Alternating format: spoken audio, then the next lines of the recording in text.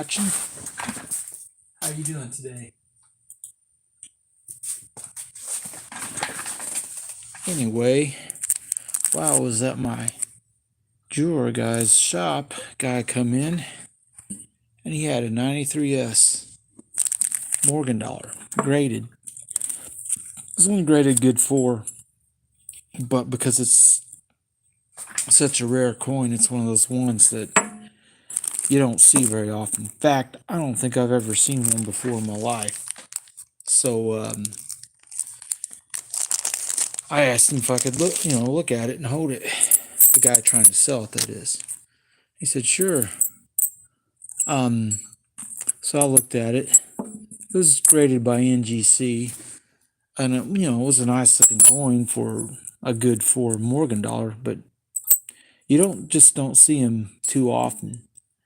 Now, what he wanted for the coin, he wanted $2,200, and he had a large penny and I think a half penny, which was from like 1787 or something. They had a little environmental damage on them. But the jeweler guy looked at him, and then he looked at the Morgan dollar again, and he's like, the guy says, well, I'll let you have all of it for $2,200. And he goes, well, I'll think about it, but I probably won't think that long. And I can kind of understand he's probably, he's not 82 or 72. Probably doesn't want to sit on a coin like that for a long time because it's one that'll take a while to sell. Because most people ain't going to come into his shop and have $2,200 to buy a Morgan dollar. But for me, it was kind of like a bucket list thing to be able to actually hold one and see one up close. Now, I did buy this from him today. It's an 1886 Morgan dollar slick, obviously, but it was a good price. And I also bought this one, it's even slicked more. It's very far gone. You can see the estimate still, but the date, all you can see of the date is the top tips, the numbers. Now, these coins go along with the other one I bought yesterday, I think it was, this one. Sorry, it's an 1890 and it's an old mint. This one, these three are going to go for my treasure chest challenge, along with this other stack of dollars, peace dollars, and Morgans. All in all, I'm starting to get a pretty good number of dollar coins in this.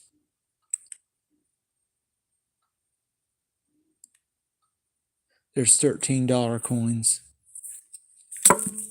Now, I have not disclosed how much is in the treasure chest for a while, and there's a reason for it, because I might have a slight contest once I've got this thing heaping full and give away something, or something like that, maybe. But anyway, this one's got a bit of the date left on it. It's a 27. I do not see a mint mark. These two, date's been worn off. But Standing Liberties, if you go online and look at eBay, people have these for sale, dateless Standing Liberties like this. They're asking, the cheapest guy had one for $6, but he only had one left, and everybody else is wanting about $7 to $8 range. On these were $5, so they won't appreciate too much. All these dimes, all this beat up stuff, these slicks represent silver plays, where you're basically buying coins that the only way you'll ever make any money off of them is if the price of silver goes up from when you bought them. No one's going to give very much for this. You know, if I was to resell it today, I doubt I could get much more than what I paid for it if I was lucky. Same with this one, and same with this one, and probably the same with almost everything in this stack of coins. But I don't look at silver as an investment. To me, silver is a savings account. I've went over this before, but the way it's similar to a savings account is this way. If I needed to sell some of this kind of stuff or any other silver to get a bunch of cash to go buy something, like say I needed, I don't know, a new battery on my truck, and I didn't have cash money on me and I didn't want to use a credit card, I could take some of this to my coin dealer and probably sell it and get the money I needed to buy the battery. But in the way that it's the same as a bank account, as if you need the cash and you don't have it and you don't have your savings account attached to a debit card, which is how I recommend to do it. Don't attach it to a debit card. You'd have to go to the bank while they're open and withdraw the money from your savings account. Same difference. The only difference between this, though, is that silver's price should guard you against inflation. That's what everybody says, what everybody thinks. But unfortunately, it doesn't always seem to work that way. But, when you talk about the silver price, it goes up and down. Last I saw, it was somewhere around $18 and change, which would put the melt on a 50-cent piece somewhere around $6.80, I think. Problem with all this is it's very hard to find a $50 anywhere where you can buy it for $6.80 or $7 even. Hello, Stacking Perpetrator. Don't know if going live this way I can put your comment up on the thing. But you just can't go to a coin dealer and buy $50 at their melt price. Even common date ones, even slicked ones, are generally going to be a little bit more. Now, the jeweler guy has he picked me out about six total Morgan dollars and 12 Walking Liberty halves. And he also found a few random Standing Liberties in these dimes. These dimes are in horrible shape, but they were only $1 a piece. So to me, buying a dime for $1 is a no-brainer, because that's less than melt, actually, although as much wear as these have, well, this one is not wear as much as damage. It's a little bit light of a uncirculated dime or a lightly circulated one. But that's the thing about these. I'm not buying them to just turn around and sell. Now this one, it's dirty and toned up.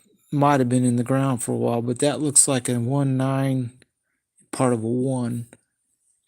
The rest, well, it slipped out of my hand.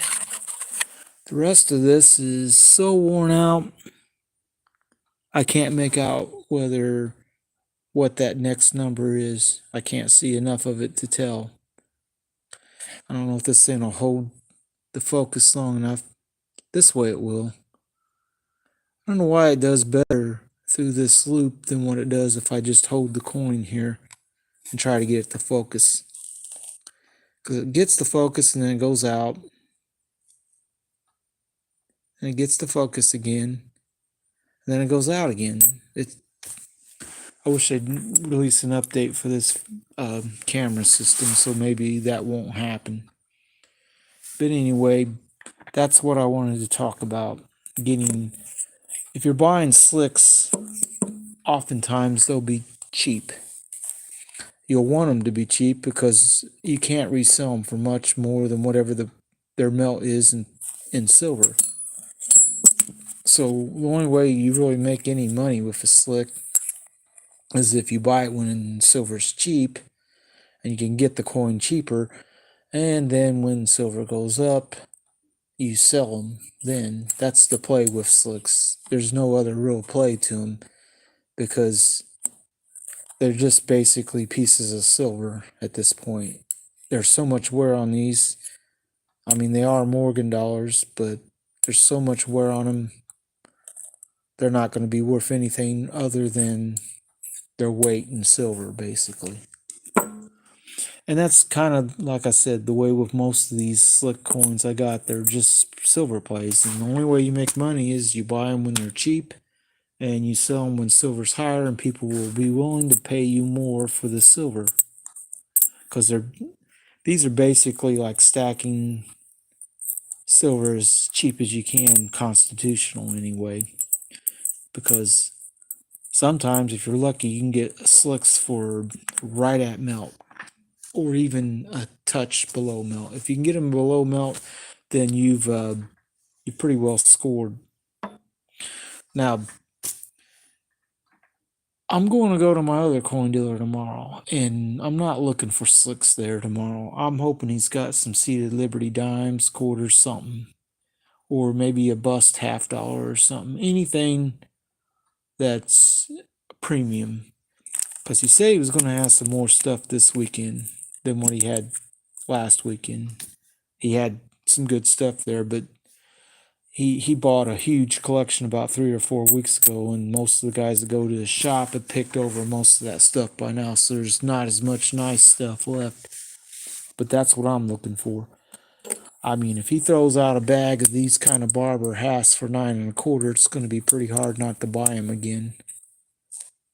I mean, 9 1/4 is as cheap a $50 I've been able to get in a while. And these, they have a little more detail than a slick, although they're pretty slick.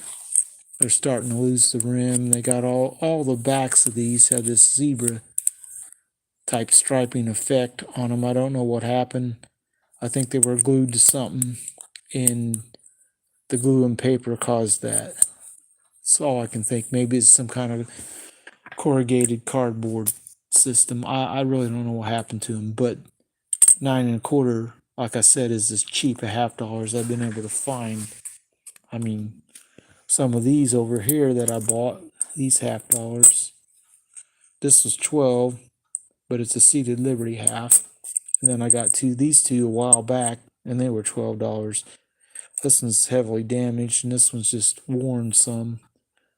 Although the back does have details, and the front, it's 1902, and it is an old mint.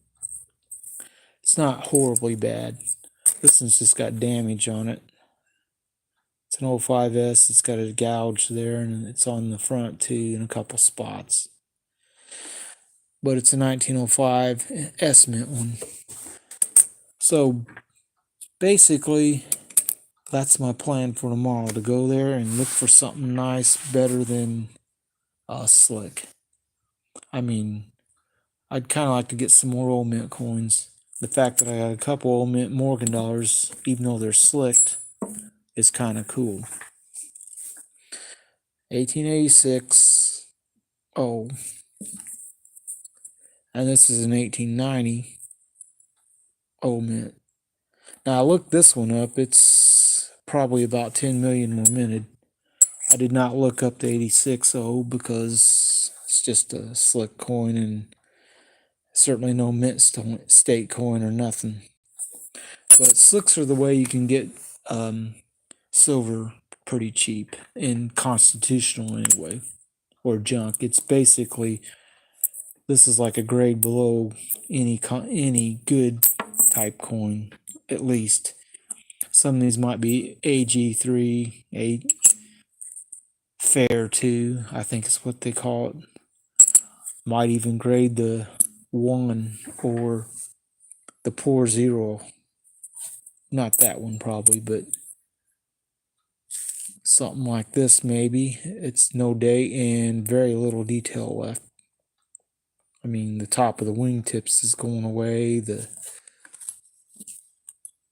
United States of America part's gone. So that might actually grade the G1 or whatever the heck it is, Fair 1, that, or even the 0, which is about as bad as you can get. Now, one that would grade the 0, if anybody graded it, would be this. But there's no date on it, so you don't know what year it is. You can't even tell if it had stars around the rim or said nothing. It's just gone. I mean, the back is totally gone. This is just a silver chip. But it was only $1, so I'm not going to complain. Anyway, I've been live for a little bit here, and I think I'm going to go ahead and pull this down, and I'll probably go live tomorrow because I hope to get something neat. And if not, maybe something will happen, to talk about something different. But I'm going to go ahead and stop this and wish you all good night. If I can figure out how to get out of here, I think it's this.